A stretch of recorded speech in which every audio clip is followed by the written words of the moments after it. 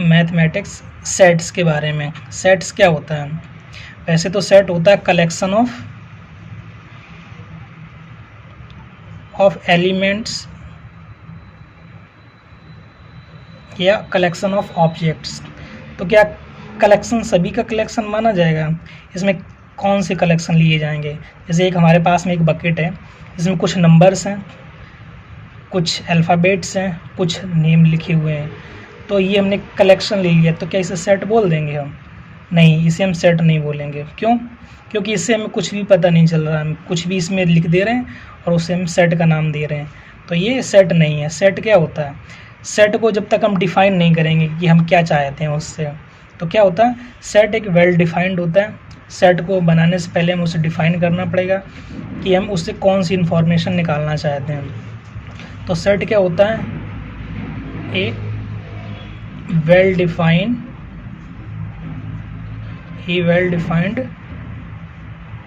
Collection of elements या collection of objects. तो कुछ नंबर्स लिखे हुए हैं 1 2 3 4 5 और ये अल्फ़ाबेट्स हैं। तो अगर हमें सेट बनाना है तो हमें बताना पड़ेगा कि हमें केवल नंबर चाहिए, हमें बताना पड़ेगा केवल हमें अल्फ़ाबेट चाहिए या हमें नाम चाहिए। अब रिप्रेजेंटेशन कैसे करते हैं? सेट को रिप्रेजेंट कैपिटल लेटर से करते हैं। कोई सा भी कैपिटल लेटर ले लो, A B C X Y Z, कोई भी ले लो। तो ये क्या है? सेट को रिप्रेजेंट करने के लिए हमेशा कैपिटल लेटर से लिखेंगे और जो उसके एलिमेंट्स होते हैं वो स्मॉल लेटर से लिखे जाते हैं। और सेट को हम रिप्रेजेंट कैसे करते हैं? दो फॉर्म में, एक तो होता है सेट बिल्डर फॉर्म, एक होता है रोस्टर फॉर्म। और रोस्टर फॉर्म को कैसे लिखते हैं? जैसे ये हमारे पास कुछ नंबर्स हैं, 1 से लेकर 10 तक नंबर हैं। इन नंबर्स को जब हम रोस्टर फॉर्म में लिखेंगे तो क्या लिखेंगे? ए सेट और ये ब्रेस लगाएंगे, जिसे हिंदी में मंझला ब्रैकेट कहते हैं। और ये जो एलिमेंट्स हैं, सारे एलिमेंट्स को कॉमा लगा के लिख देंगे। सारे एलिमेंट्स को क्या करेंगे? कॉमा लगा के लिख देंगे। तो ये क्या आ गया? हमारा रोस्टर फॉर्म आ गया। सेट बिल्डर फॉर्म क्या लिखते हैं? सेट बिल्डर फॉर्म में कैसे लिखेंगे? सेट बिल्डर फॉर्म का मतलब होता है कि इसकी एक कोई कॉमन प्रॉपर्टी होगी, उस कॉमन प्रॉपर्टी को हम डिफाइन करते हैं इसमें। तो कैसे लिखेंगे? ए सेट क्या है? एक्स, और ये कोलन का साइन लगाते हैं, तो क्या मतलब होता है? सच दैट इसे बोलते हैं। A set x such that x और क्या है? इज द नेचुरल नंबर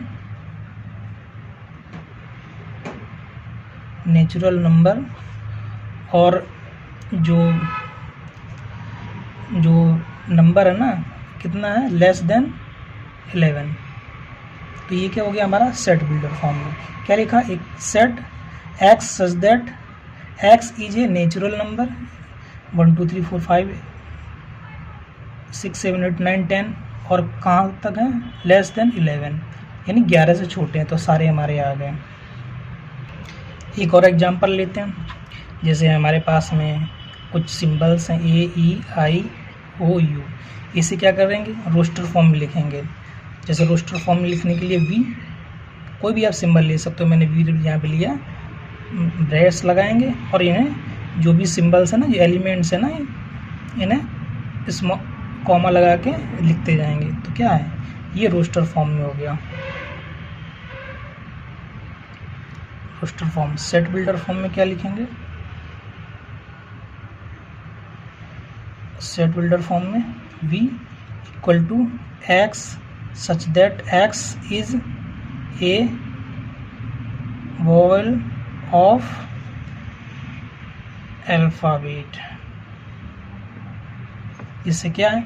ये कॉमन एक प्रॉपर्टी है, हमें ये पता है कि ये AEIOU ये वॉवल्स होते हैं हमारे इंग्लिश अल्फ़ाबेट के। तो क्या लिखा? V equal to x such that x is a vowel of alphabet. एक होता है empty cell, empty set. Empty set क्या होता है?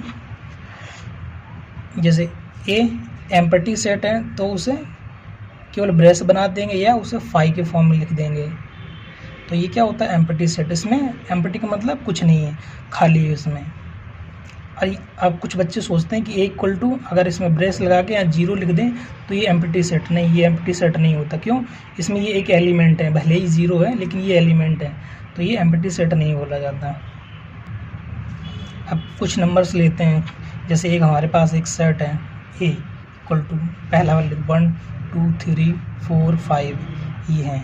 इसमें अगर हम लिखेंगे कि जो एलिमेंट ए है 1 तो इसे रिप्रेजेंट कैसे करेंगे कि 1 है, ये इसका एक सेट है या नहीं है। तो क्या करेंगे ए और ये सिंबल बनाएंगे epsilon belongs to A. 1 belongs to A मतलब कि जो 1 है ना ये सेट ए में है। इस सेट में यहाँ पे क्या लिखेंगे, अगर 3 बिलोंग्स टू ए, ये 3 सेट ए में है। क्या हम ये लिख सकते हैं 6 बिलोंग्स टू ए, क्योंकि यहाँ पर 6 तो है ही नहीं, तो क्या लिखेंगे, ये नहीं लिख सकते हैं। और जब कोई चीज़ नहीं होती इसमें, कोई बिलोंग नहीं करती, तो क्या से काट देते हैं। किससे? अगर if any element does not belong to set, then क्या लिखते हैं, अगर कोई एलिमेंट जैसे 6 था बिलोंग नहीं कर रहा था, ए से बिलोंग नहीं कर रहा था, तो एप्सिलॉन का साइन लगाते हैं और एप्सिलॉन के साइन को क्रॉस कर देते हैं, तो ये डज नॉट बिलोंग टू ए। क्या हो गया, 6 डज नॉट बिलोंग टू ए। कुछ हम रिप्रेजेंटेशन देख लेते हैं। जैसे एन क्या करता है, the set of all natural numbers. Z ये क्या है, set of all integer. Q ये क्या है, set of all rational number.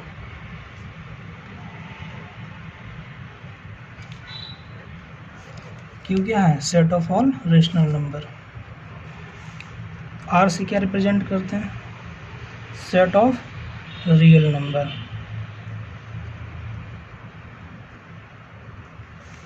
वहीं जेड प्लस, प्लस लगा दिए तो क्या है, पॉजिटिव इंटीजर्स। जेड प्लस क्या है, पॉजिटिव इंटीजर्स। और आर प्लस कर दें तो set of positive real number. और वहीं जेड प्लस कर दें तो set of all positive integers. Set है 1 2 3, सेट बी है 1 2 3 4 5। तो क्या है, इसमें एक सेट ए है, इसके कुछ एलिमेंट हैं, एक सेट बी, उसके कुछ एलिमेंट्स हैं। अब हम ये देखते हैं, अगर सेट ए के सारे एलिमेंट हैं सेट बी में हैं तो क्या कहा जाएगा, ये इसका एक पार्ट है या सबसेट है। तो क्या लिखेंगे, अगर ए के सारे एलिमेंट सेट बी में हैं तो क्या लिखेंगे, A is the subset of B. अगर एलिमेंट नहीं है, ए के एलिमेंट सारे बी में नहीं हैं, जैसे यहाँ पे अगर एक नंबर और आ जाता, जैसे 7 आ जाता, तो क्या कहते हैं हम, A is not subset of B. अगर ये सेट है, इसके ए के सारे एलिमेंट अगर सेट बी में है तो सबसेट बोला जाएगा। अगर ए के सारे एलिमेंट बी में नहीं है तो A is not a subset of B बोला जाएगा। एक आता पावर सेट। पावर सेट क्या होता है, जैसे एलिमेंट था 1, 2, इस एलिमेंट के सबसेट कितने हो जाएंगे, अगर हम सबसेट, तो इस एलिमेंट का एक तो सबसेट 5 या नल सेट होगा जिसे हम केवल ब्रेस बनाते हैं, एक इसका सबसेट केवल सिंगल 1 हो जाएगा, एक इसका सबसेट 2 सिंगल हो जाएगा और एक 1, 2। तो क्या हुआ, इसके टोटल कितने हुए, 4 सबसेट हुए। क्या हुए 4 सबसेट, तो इसे क्या बोलते हैं पावर सेट। जो total number of set subset होते हैं ये पावर सेट कहलाते हैं। किसी भी सेट में कितने नंबर ऑफ सबसेट होंगे उसके लिए फॉर्मूला क्या है, किसी भी नंबर में जितने भी नंबर ऑफ सबसेट होंगे उसके लिए फॉर्मूला क्या है 2 की पावर n, जहाँ n क्या है number of element in the set. जैसे एक ये सेट है 1 2 3, तो इसमें एलिमेंट नंबर ऑफ एलिमेंट कितने हैं, नंबर ऑफ एलिमेंट 3 है 1 2 3, तो इसके नंबर ऑफ सबसेट क्या हो जाएंगे 2 की पावर 3 8 टोटल। जैसे एक प्रीवियस अभी क्वेश्चन देखा था 1 2, इसमें नंबर ऑफ एलिमेंट कितने थे, इसमें नंबर ऑफ एलिमेंट थे 2, तो इसमें कितने हो जाएंगे टोटल 2 की पावर 2 यानी 4 सेट। तो इसमें आप दिखा चुके हैं कि यहाँ पे 4 सबसेट हो गए थे। एक आता है यूनिवर्सल सेट, यूनिवर्सल सेट इसे रिप्रेजेंट किससे करते हैं यू से। यूनिवर्सल क्या होता है बेसिक सेट, इसे क्या बोलते हैं बेसिक सेट। जैसे अगर हम नंबर्स ले लेंगे या अल्फ़ाबेट्स ले लिए, नंबर्स ले लिए, तो नंबर्स के लिए क्या हो जाएगा, अगर सिर्फ हम पॉजिटिव नंबर ले रहे हैं या नेचुरल नंबर ले रहे हैं तो 1 2 3 4 5 डेट डज इनफाइनाइट तक, तो ये क्या होगा ये यूनिवर्सल सेट हो जाएगा। अगर हम अल्फ़ाबेट्स ले रहे हैं तो क्या हो जाएगा ABCD ये Z तक, ये क्या हो जाएगा ये यूनिवर्सल सेट हो जाएगा। क्या बेसिक सेट, जिसमें उस टाइप के या जो भी इसकी क्वालिटी है ना उस क्वालिटी के सारे एलिमेंट्स उसमें इंक्लूड होते हैं, वो क्या कहते हैं यूनिवर्सल सेट कहलाया जाता है।